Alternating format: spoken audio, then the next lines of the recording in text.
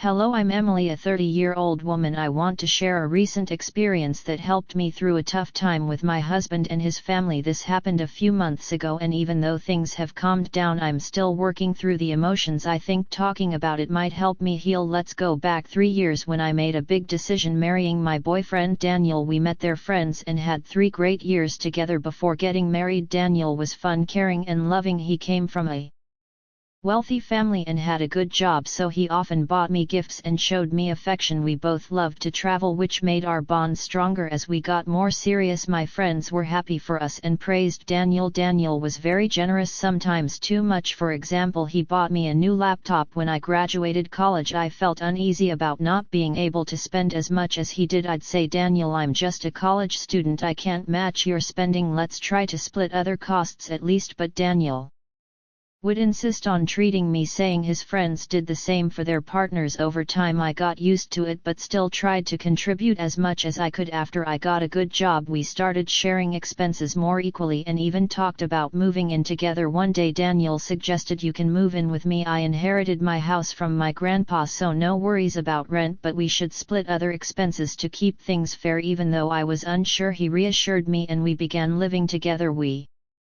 agreed to share the financial responsibilities fairly given our different incomes, and everything was going well until I met Daniel's family. They lived far away, and since Daniel was busy with work, I had to host his parents and sister alone. Daniel warned me they could be judgmental but didn't go into details. He suggested I ignore any hurtful comments. I tried to stay positive, but my optimism faded when they arrived. Instead of a warm welcome, Daniel's parents and sister seemed annoyed. This set a tense atmosphere during our conversations. It was clear they didn't like me. So you're the woman Daniel has been seeing? Daniel's mother Evelyn said disapprovingly. I didn't expect to find you in this house. Do you even pay rent? No, Evelyn, I don't pay rent, I explained. Daniel said the house is paid for, but we split all other bills evenly. I hoped this would clear things up, but Evelyn dismissed it. Just because the house is paid for doesn't mean you can mooch off him. This is his house, not yours. Remember that for the rest of your life. The conversation got more uncomfortable, especially with Daniel's sister Sophia, who glared at me more than she talked. When I asked about her life, she mentioned being married to a wealthy billionaire and brushed me off. During their visit, Daniel didn't support me and seemed to side with his family. Victor and Evelyn kept criticizing me, making the visit hard. They disapproved of my spending on makeup and skincare, saying it was wrong since they thought I didn't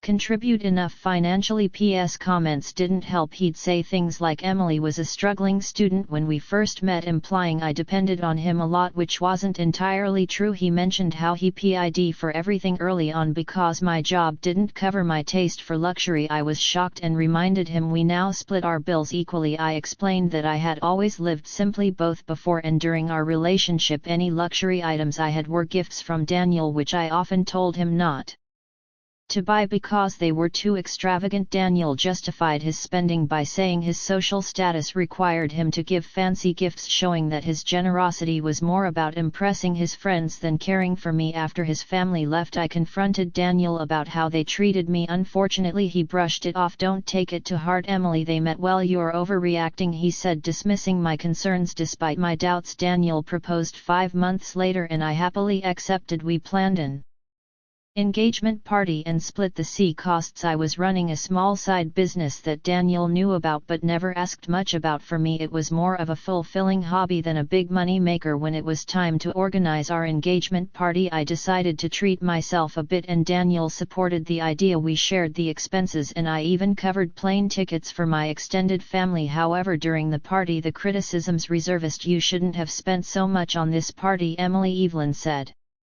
You're draining Daniel's account before you're even married. At this rate, you'll end up with a backyard wedding. I thought you were financially irresponsible, but it's worse than I thought. I stood my ground, saying the party was extravagant, but we both agreed to it. I paid my share, and it was actually Daniel's idea to include everyone. He insisted and didn't mind the expense, but the criticism continued. Evelyn accused me of manipulating Daniel into spending too much. Sophia chimed in, saying I should have been more consider it frustrated. I excused myself and went to the lawn to find some peace. There I overheard Sophia and her husband Ethan laughing at me. It felt like my engagement party was falling apart and Daniel seemed unaware of his family's harsh judgments. Most of his extended family thought I was jobless and dependent on Daniel. My mom, noticing my distress, approached me and suggested I reconsider the engagement due to the ongoing mean comments from Daniel's family after the party.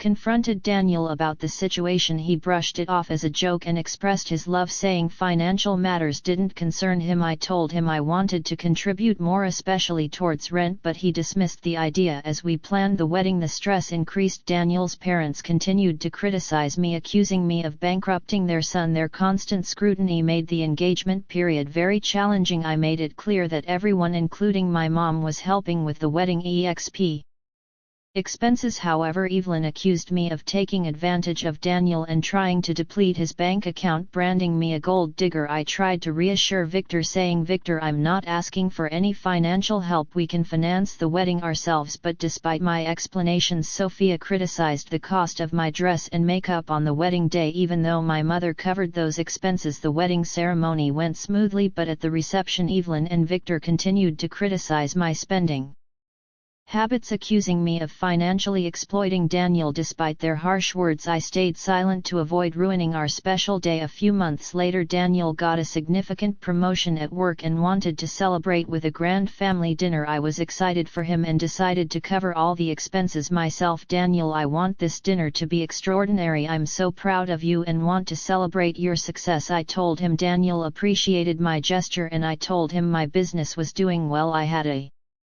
stable income from my job and recently accessed a trust fund from my paternal grandfather. I planned the event meticulously to make it perfect. However, when his family arrived, they were unhappy with the arrangements. Despite positive feedback from other guests, his family seemed to disapprove of the celebration's lavishness. During the speeches, Evelyn stood up and with her voice carrying across the room began criticizing. I want to thank everyone for coming to celebrate my son. He's hardworking and generous and he really deserves this promotion. Unfortunately, he made a poor choice in his partner. It's sad that he ended up with someone who acts like a gold digger. I wish he had seen her true nature earlier, then he wouldn't have to work so hard to support her expensive lifestyle. Evelyn continued, her voice full of regret. It's clear to everyone here that his wife has been very extravagant. From the engagement party to tonight's dinner, she has almost drained his accounts. Feeling hurt, I took a deep breath and tried to stay calm. Evelyn added, thank goodness we had Emily sign a prenuptial agreement before the wedding. At least some of his assets are protected. She seemed relieved, saying it was good her son married someone who could at least look like a trophy wife. Daniel agreed with his mother. I can't even afford to spend money on myself anymore. There's nothing left, he said. He called marrying me a mistake and compared me unfavorably to others. Shocked and frustrated, I finally spoke up. Do you